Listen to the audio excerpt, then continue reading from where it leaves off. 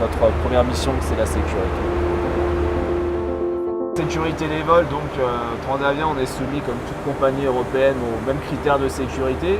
C'est vrai au niveau de l'entretien, de la maintenance des avions, au niveau de la formation des pilotes, des PNC, donc des hôtesses et des stewards. Donc on est tous soumis aux mêmes règles. Mon rôle en tant que chef de cabine concernant la sécurité des passagers commence par le briefing. Donc donner des informations de sécurité à mes PNC. Pour vos checks sécurité, je vous invite à prendre vos cartons de sécurité qui se trouvent sous votre siège PNC.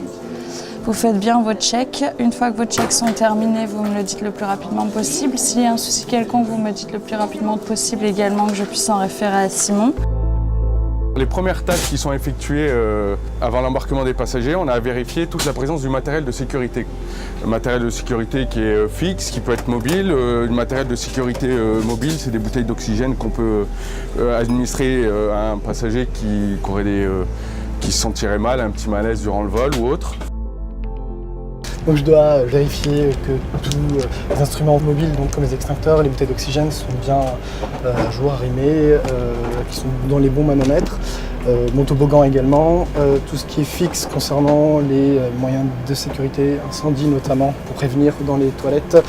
Vérifier sur tous les sièges passagers la présence des gilets de sauvetage, des différentes plaquettes de démonstration de sécurité. Veiller à ce que ces consignes soient respectées, notamment concernant les checks de pré-vol. Vos checks sont bonnes?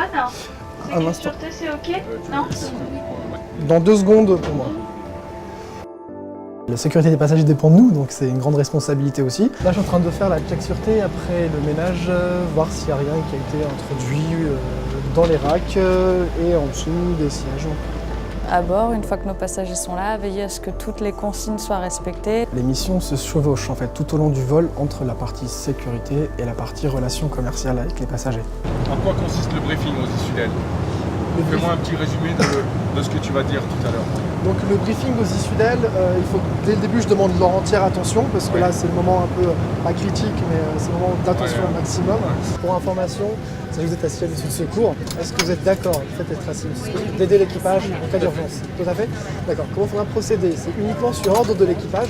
Quand on vous demandera de pouvoir ouvrir les ouvertures de secours, vous tirez sur la poignée rouge vers le bas, qui aura pour effet d'ouvrir la porte vers le haut. Une fois qu'ils ont bien compris, je leur repose la question en sachant est-ce qu'ils sont toujours d'accord pour pouvoir aider l'équipage? Est-ce que j'ai été clair pour vous? Oui, tout à fait. Est-ce que vous êtes toujours d'accord pour pouvoir m'aider en cas d'urgence? Tout à fait. D'accord. Une fois qu'ils sont d'accord, je leur souhaite un bon voyage. Bon je vous souhaite un bon voyage, puis je vous ouvrirai tout à l'heure, ça c'est.